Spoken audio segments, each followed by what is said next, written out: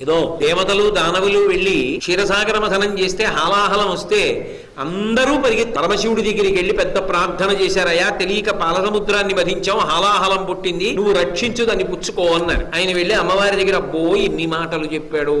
పరులకు ఉపకారం చేద్దాం అనుకున్న వాడిని పంచభూతములు కాపాడతాయి పార్వతి.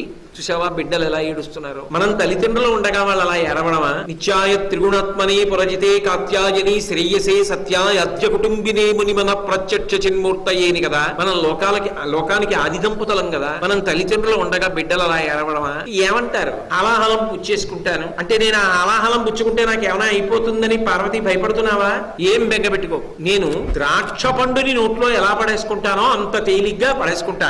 ఆ హాలాహలాన్ని శిక్షిస్తా. ద్రాక్ష పండుని పట్టుకున్నాడు పట్టుకుంటా, నోట్లో పడేసుకుంటా. వచ్చి వీధిలో నుంచి అలా చూడు ఎంత హేళగా హలాహలం తినేస్తాను. ఆవిడ ఏమైనా బెంగెట్టుకుంటుందేమో అని ఆయన ఇవన్నీ చెప్పాడు. ఆవిడ చాలా తేలిగ్గా మీకు ఎలా తోస్తే